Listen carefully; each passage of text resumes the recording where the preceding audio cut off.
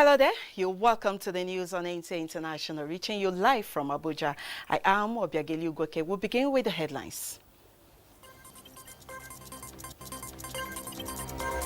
Independent National Electoral Commission putting finishing touches to its preparation for the conduct of Kogi and Bayelsa State elections. Nigerian Army reaffirms its commitment to end all forms of insecurity in the country. And Central Bank of Nigeria identifies monetary stability in real sector as indices to measure economic growth. Many thanks for joining us. INEC and security agencies are currently in Abuja reviewing the arrangements ahead of Kogi and Bayelsa governorship elections. Mia Ogide reports. Here is the arrival of the much-awaited month of November, hosting the Kogi and Bayelsa governorship elections. And the month is being ushered in under tight security, as it were. Yes, a security meeting between INEC and security agencies. Though it is a closed-door meeting, but the little journalists were allowed to cover is worth telling. We are also concerned that thugs have been mobilized from within and outside the states with the aim of either influencing the elections or disrupting the process on behalf of partisan sponsors. No doubt will be allowed to be brought from any other adjoining state to these states to disrupt elections. All those areas will be manned. Police deployment has been reviewed upwards from 25,000, 35,200 in Kogi State, while Bayelsa is now 31,041 personnel as against 30,000 earlier announced. And the personnel who are deploying, every polling unit, the personnel we send will be attached by names and their telephone numbers. Those wearing the crowns in the two states, resident electoral commissioners and commissioners of police, were in attendance. Apart from having elections on the same day, Kogi and Bayelsa states also shared something in common in 2015. That is, both elections were inconclusive at first ballot. Will this time be different? You will get answer on November 16th, all things being equal. Mia Ogidi, NTA News. And on security, the Nigerian Army says it remains determined to end cases of kidnapping, armed banditry, cattle rustling, and other acts of criminality in the country. General Officer Commanding 1 Division, Nigerian Army, Kaduna, Major General Farouk Yahaya stated this when he officially flagged off exercise IM Akpatuma 2 in Mina, Niger State. Fatima Usman reports. IM Akpatuma is a military operation carried out annually by the Nigerian military to address cases of kidnapping, armed banditry, and other criminal acts in the northern region of the country. The Nigerian Army's determination to rid the country of criminal elements that have been threatening the peace of the country gave rise to the continued operations carried out in different regions. Flagging off the exercise in Mina, General Officer Commanding 1 Division, Nigerian Army, Kaduna, Major General Farouk Yahaya says the exercise, which is a joint multi-agency exercise, will be conducted in line with the new super camp concept recently adopted by the Nigerian Army, all targeted at containing perennial insecurity caused by fleeing bandits and other criminals. This exercise is an exercise, but on the ground is an operation that works on actionable information and intelligence to treat and neutralize all security threats. In addition to checking activities of criminals, General Farouk Yahaya says the exercise also seeks to focus on building civil-military cooperation in order to obtain vital information from host communities, which goes a long way in enhancing operations. Governor Abubakar Sani Bello, represented at the event by the Secretary to the State Government, Ahmad Ibrahim Matani, appreciated the Nigerian Army and other security agencies for their efforts at securing the state, adding that the state government has been interfacing with service chiefs to provide assistance wherever needed. The exercise I Am Akpatuma 2 is being conducted in many formations across the northwest and north central geopolitical zones of the country. In Mina, I am Fatima Usman, NTA News.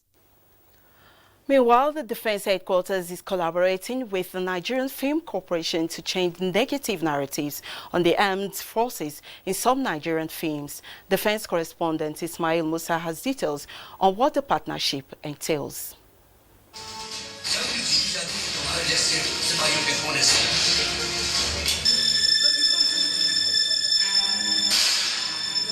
Two films with similar content but different themes. The first promotes the might and capacity of the nation's security agency, while the second, a Nollywood production, features negative conduct of the personnel of a Nigerian security agency.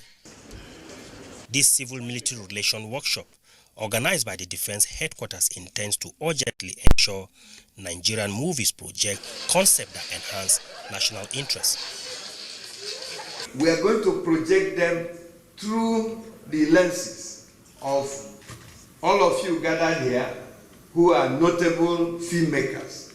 That is why you are rated almost #1 in the whole world. Sani Muazu Danja and Desmond Ake are film producers and describe the proposed collaboration as the catalyst that can change the negative perception of the Nigerian armed forces. Lots of things were being done wrongly in the past because there was no synergy between filmmaking as a process and the military as an institution. Why do we see America as #1? Not because there are no ills in the military or in the forces of America, but because that's what they've portrayed. So if we're able to portray this in a right light for the military, we are going to be respected, not just the military, but even as a citizen when you travel. With the collaboration between Nigerian Film Corporation and the military, we're going to do a lot of things because there's going to be a direct kind of communication whereby right from even wearing the uniform, you get it right. The partnership involves provision of required platforms, uniforms and training where necessary to project the true picture of the nation's armed forces in its quest to secure Nigeria and Nigerians. From the Nigerian Army Resource Center, Abuja, Ismail Musa, NTA News. Still on security, after about 2.5 years of grooming personnel of the Nigerian Correctional Service in de-radicalization strategies, the European Union is pulling out.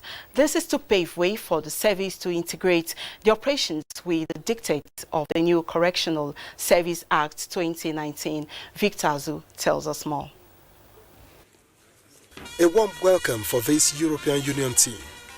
For 30 months, they have supported the Nigerian Correctional Service and indeed Nigeria in the de-radicalization of violent extremist offenders following the long struggle with Boko Haram and Islamic State for West Africa Province, ISWAP. Now it is time for them to say goodbye, but not without creating the pathway for sustainability.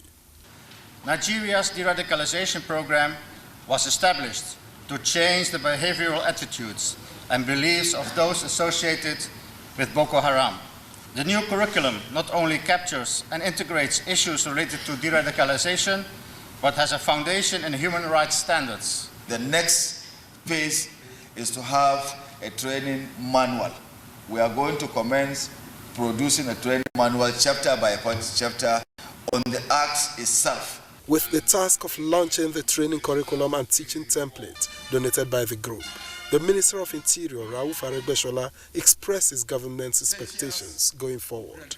It is government expectation that the use of this revised curriculum will not only facilitate the implementation of the Nigerian Correctional Service Act 2019, but also contribute to the realization of the current government's commitment to ensuring security, safety, and economic enhancement of Nigerians.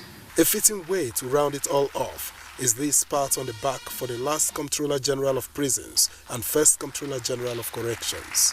In Abuja, Victor Azu, NTA News.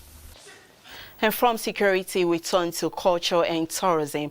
Information and Culture Minister Lai Mohammed has assured that the federal government is working on all fronts to position the tourism and culture sector strategically to play its role as a revenue-generating industry. The minister stated this during an interactive session with culture and tourism correspondents in Abuja.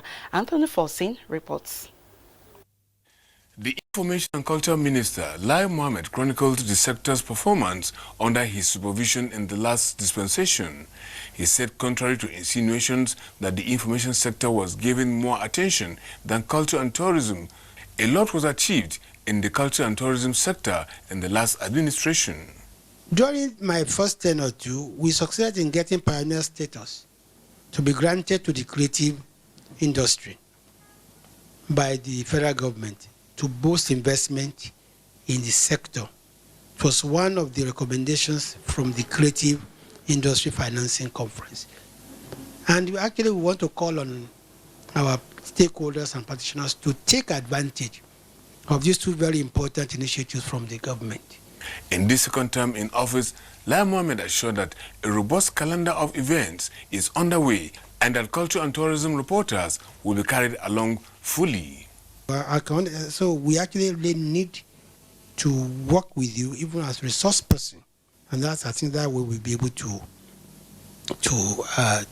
achieve our goal. Leader of the group, Bridget Onoche, said their visit to the minister is to have a first-hand knowledge of the minister's plans and focus for the sector. In Abuja, Anthony Forsen, NTA News. Away from that, cases of human activities contaminating water bodies in Nigeria are fast becoming national emergencies requiring definite actions. Onengia Fineface reports on the latest efforts underway to control water pollution and mitigate its impact on the environment. Agriculture is confirmed to be a crucial part of Nigeria's economic future. At the same time, agricultural runoffs like crop nutrients, fertilizer, pesticides, and herbicides seep into the soil as groundwater pollutants. In the same vein, manufacturing and industrial effluent discharge also pollute water bodies, not to mention hydrocarbon pollution that is ravaging several parts of the Niger Delta region.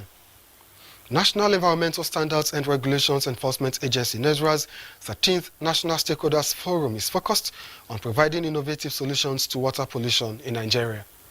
You are invited to join hands with NESRA in this all-important task of ensuring a cleaner and healthier environment for all Nigerians and to inspire personal and collective responsibility in building an environmentally conscious society for the achievement of sustainable development. It is therefore necessary for us to be on deck and team up with NESRA to protect our waters from pollution. This is important on our march towards sustainable production and consumption. This Stakeholders Forum is aimed at exploiting further avenues to bring in solutions to the intractable problems of water pollution in the land. The forum is expected to identify strategies for actualizing water hygiene and reduction of waterborne epidemics in Nigeria.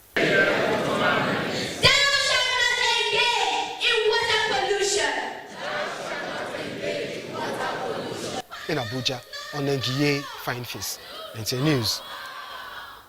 From environmental issues, we turn to economic matters. Monetary stability and real sector growth are said to be indices pointing towards economic growth, and Nigeria is believed to have achieved this. The Central Bank Governor Godwin Emefiele said this while presenting a paper on the role of monetary policy towards economic growth in Nigeria. And Chimobi Watanaji now reports. Leveraging on unconventional monetary policy and creating a diversified wealth base for the country will no doubt create more jobs and fortify the economy against volatility. Now, this is why the CBN in recent times has engaged a robust approach towards restoring business activities in the real sector by championing the closure of the nation's land borders and restriction of foreign exchange for the importation of products that can be produced in the country.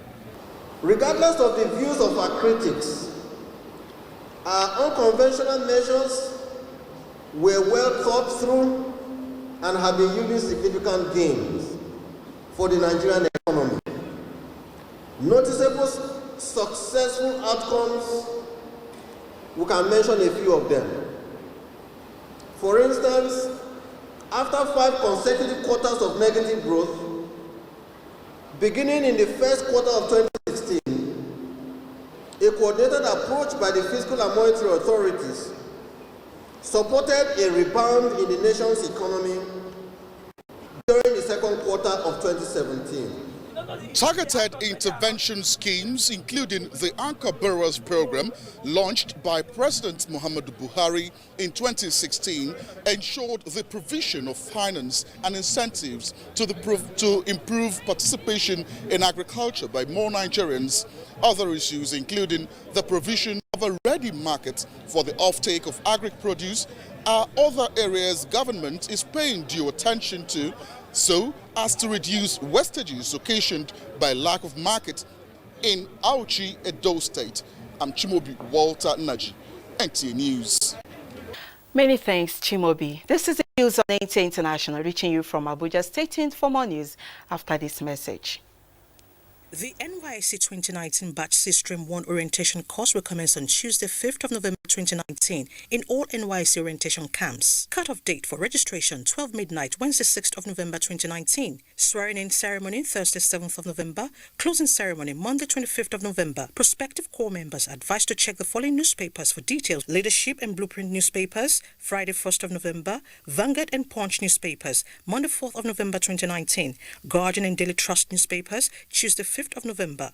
Prospective corps members are advised to report to the orientation camp indicated on their call-up letters. Signed, Management.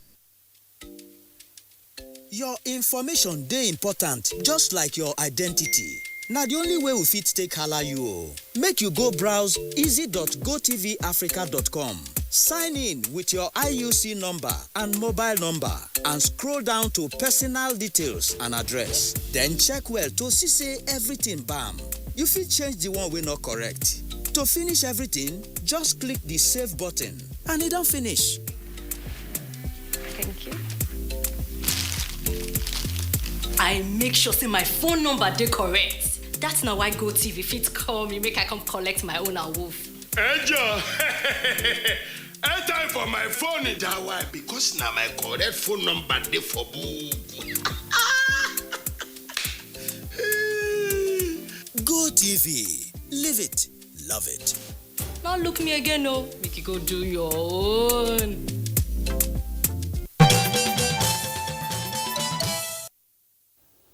Many thanks for staying with us. Africa must improve on the quality and quantity of all its products to enable member countries have better demand for its goods and services the world over. This was the position of the Strategic Steering Committee of West Africa Competitiveness Program in Abuja. Adebola Bruslin Sunday has the details. The competitiveness of most exported goods in global markets, analysts say, depends not only on access to raw material inputs, but also on the efficiency, price utilities, among other factors. If there are any questions or... These key players from 15 ECOWAS member states and Mauritania are in Abuja to strategize on how to improve the business environment in the sub-region that will be able to create concrete transactions based on the market's linkages. To meet a minimum standard requirement in terms of quality. Because there is no way we can market if we don't create the culture of quality excellence in our region. And technique, un comité d'orientation. The committee approved 4 value chain for the program. Mango, cassava, ICT and cotton textile that will help to create jobs, especially for the youth and the women. The total amount of support that the EU is giving is 120 million for this particular program. So we are also trying to improve the climate for investment. The need to help West Africa achieve its quest for economic integration into the regional and international trading system is another mandate given the joint implementers. Adebola Bruslin Sunday, NTA News. Let's talk agricultural revolution now. With the federal government approving field trial of genetically modified cotton and cowpea, the government, however, cautions farmers and marketers against disobeying the country's laws on GMO. Details of this with Musa Baba Aliyu. Nigerian scientists have successfully developed improved and high-yielding cotton and cowpea seeds that are also pest-resistant. The seeds were developed through genetic modification methods and currently undergoing field trial in specific locations across the country. We want the technology to be adopted in this country so that it will improve the lives of our people.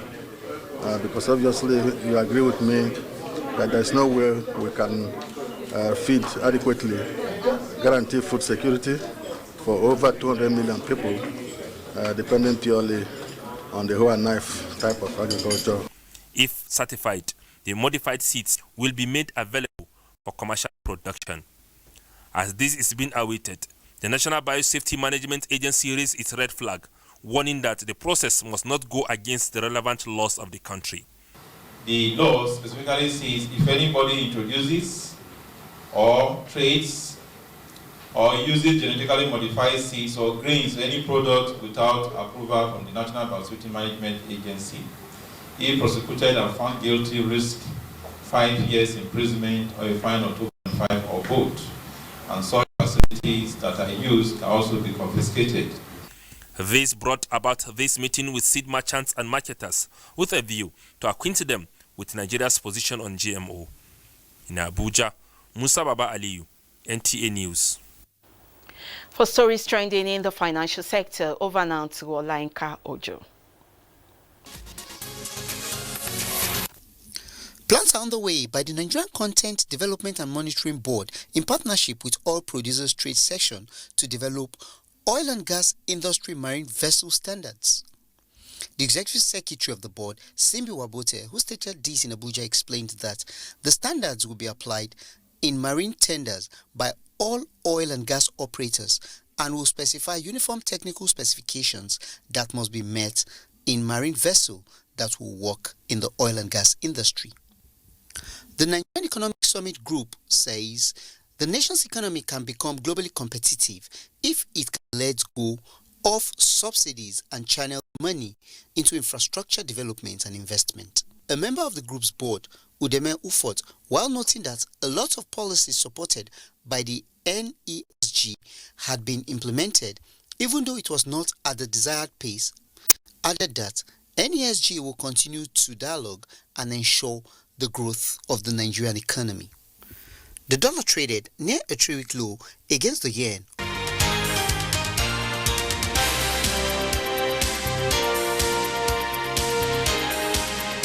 And that's it on this segment of the news.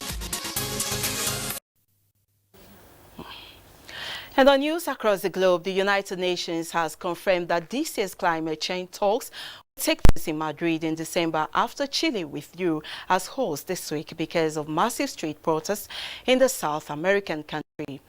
The talks, known as COP25, will be held between December 2nd and 13th, 2019, as originally planned. The conference is aimed at fleshing out details of the implementations of the landmark Paris Agreement Climate Pact amid calls for urgent action from environmental groups and climate protesters. And on sports, new champion emerges in the Africa Golf Tour B&E in Lagos. Kene Imabodike has more on sports updates.